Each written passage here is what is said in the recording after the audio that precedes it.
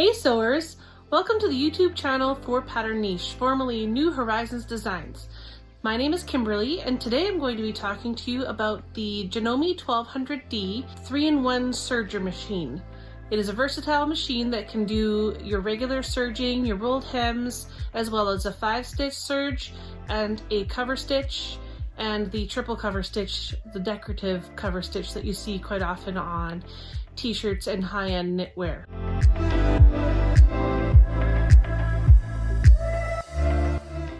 To start today, I have my machine threaded for the 4-thread safety stitch, which is a very common stitch used for stitching seams.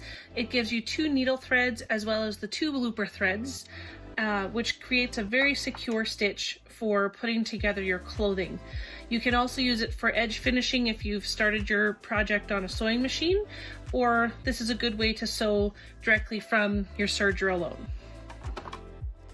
As you can see here, inside of the cover, it gives you the different types of stitches that you're going to want to use and the threading diagrams for each of them.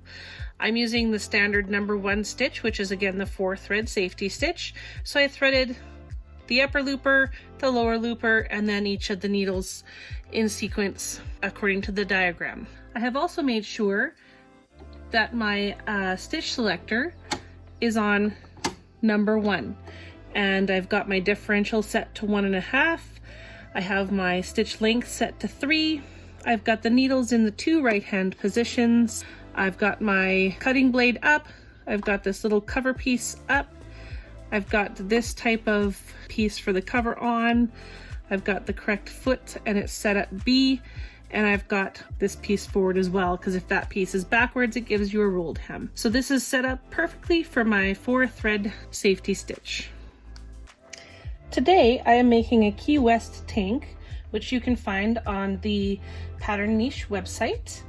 And I'm going to start with the side seams here. Now I know on my machine here, and I've measured it before, that between the left needle and the edge of my foot here is the 3/8 inch seam allowance. So I'm going to just line up my fabric edge to the edge of the foot here and stitch it, and it'll make a perfect 3/8 inch seam allowance, cutting off a little bit of the excess.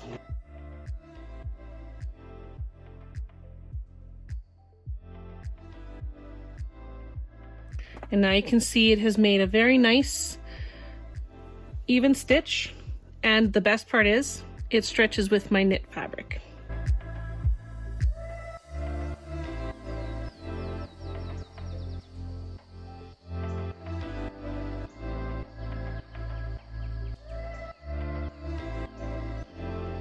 So now I have stitched together all of the seams that I need to stitch together with the regular safety 4-thread stitch, and I would like to do the cover hem stitch now with the decorative stitch on my serger.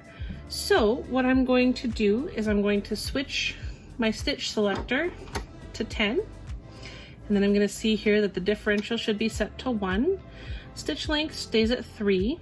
Now you can see here there are different colors of dots. So basically that just means the 3 orange are a triple cover stitch, the 2 blue are a wide cover hem, and then the 2 red are a narrow cover hem, and then the green is a chain stitch. So I want to do a narrow cover hem on my machine. So I'm going to move my needles over to this set here, this set of needle place holders here.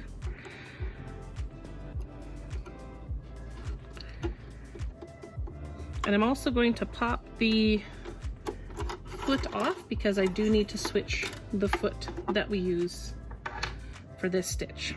And it makes it easier for changing your needles. So I'm going to pop this one into this hole.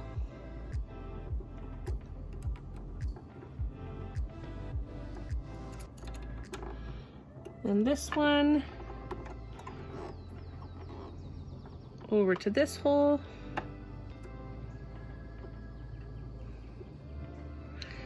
And now my needles are in the correct position. Now, I also see here that I need to have this knob set to 1, the stitch width set to 1. I am going to actually pull my threads out of my loopers, because we do not use those same loopers for this stitch. And so you can see here the blade, I need to put it down, and that knob is this one. That's this knob here. I just push it in and you can see the blade turn down. I will put this down even though that looper, once I switch it, you can see it has automatically disengaged. I need to change my cover plate from the overlock plate to the cover stitch plate. Oh, I am mistaken. I do still use this other foot. I just have to set it to A. You can see here there's a little A and a B. Normally it's set to B for just a regular serging stitch. With the cover hem, I have to switch it to A. Now for this one, I only need 1 looper thread.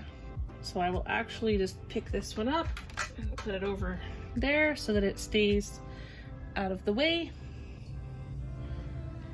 And see if you can see here, I'm following this threading diagram here. I'm only using 2 needles, so I'm going to disregard the furthest left needle thread path. So this is what I'm doing here right now, as I'm following the brown one. So you can see there's 2 different lower loopers in the machine. That's the one for the regular stitching. This is the one for cover hems. So I'm gonna go ahead and I'm going to thread that up. And always do your loopers first, because otherwise it creates knots and things that you don't want to have when you're serging. So I'm going around there, through all of those. I'm following the brown thread path here, this loop here. And there's a little switch that I flip there, and that allows my looper to come over so I can easily thread it.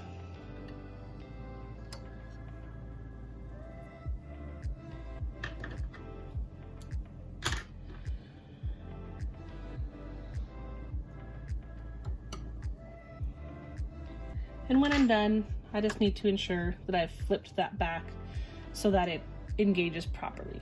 So then I will turn the wheel a little bit so that it pulls my needles back out where I can thread them. Now, in the diagram, it shows you that this is 2, 3, and 4, which would be the left, middle, and right, but I'm gonna leave them that way, and I'm just gonna use it as middle and right. It doesn't really matter too much. At the end of the day, it still functions the same way. It's just easier when you have all 3 needles in. You want to use this as the left needle, the middle needle, and the right needle. You don't want to be crisscrossing your needle thread. The machine does come with a manual threading tool that you can use to poke the thread through the eye of the needle. I don't use it. That's just personal preference. Okay, so close. Okay. I'm going to put the foot back on. So much easier to thread your needles when there's no foot in the way. To reattach my foot, I just line it up and let the lever down, and then it's attached. So to prepare for my test run on my machine, I just folded a piece of fabric and pressed it so that I have a nicely even pressed edge for my hem. Then I match the raw edge to that left needle. I'm going to start a couple of stitches just by hand. Then I'm going to go very slow to get it going.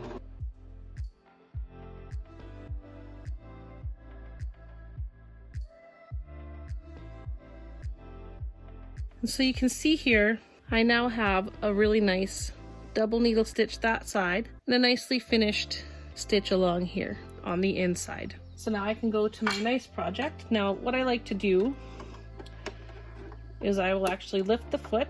There's a little lever here that relieves the tension on all of your threads so that you can pull them a little bit to get started. that allows me to put my project into the machine in between the threads without them being knotted or in the way, because as you saw when I finished off, I just kept stitching and it keeps threading them together, knotting them together. So I want to have a nice set of loose threads to start my project with. And I normally like to start at either the center back or a side seam, just to kind of keep the start and end of my stitching a little bit less obvious. Now I'm using a 3/4 inch hem for this project. So what I want to do is I want to make sure that this left needle is basically right on the very edge of that hem. So 3/4 of an inch. This little tick right here, you can see these little ticks on the foot, they actually match up with the needle position. So these 3 are for this set of needle positions, and these 2 are for this set of needle positions. So I'm going to line up my measure with the middle of the set of 3 so that I can tell what line on my little plate that I'm going to match up to.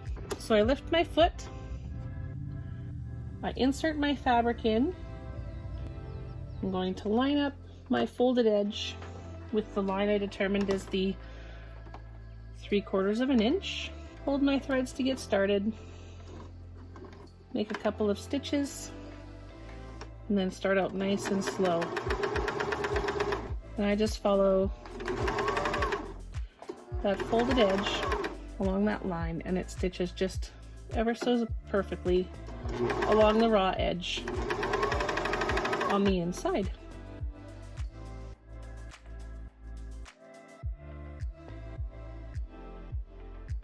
I don't know if you can see it very well, but it's caught the raw edge in the stitching, enclosing that, and it gives me that nice double needle look on the outside. Now, as I get back to the beginning of where I started my stitching, I'm going to want to overlap. So what I need to do as I get there is line up my original stitching with the 2 ticks that match the needles I have installed. And just overlap that by a few stitches. Use the hand wheel to turn the needles up. And I'm going to lift my foot and I'm going to push on my tension release and give my project a little tug to get it out. Then I can trim my threads. And there I have nicely finished hem edge on my knit shirt. Another way to use your cover hem stitch is to use it on neck and armbands on shirts. So I've done this one a little bit differently than, say, the instructions have mentioned. I stitched it to the inside, right side to the wrong side, and I've just did a regular stitch to put the neckband onto the shirt. And now I'm going to fold it over so that the seam is the edge, and I'm going to fold in just a little bit, and that's going to become where I stitch with my needles. Now with the neckband, you will have to stretch a little bit to make it fit the neck, because that's how you apply neckbands.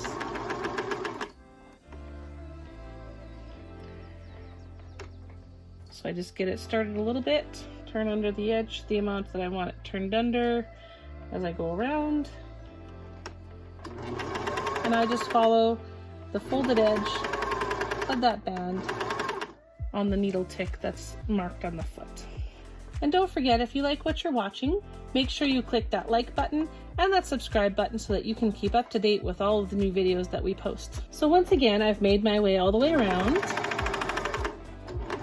and I just line up those original stitches to where I started, and I just stitch an overlap stitch there. Then I lift my foot, I release the tension with the lever, and gently pull out the project. Oops. And now that is all done. And I have a really nice finished neck edge on the Key West. Thank you for watching my quick overview of the Janome 1200D cover stitch and serger machine.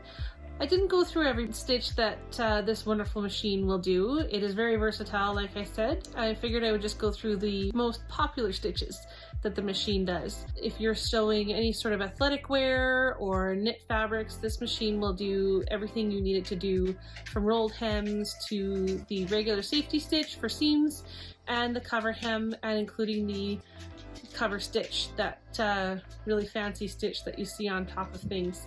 So thanks a lot for watching. Have a great day.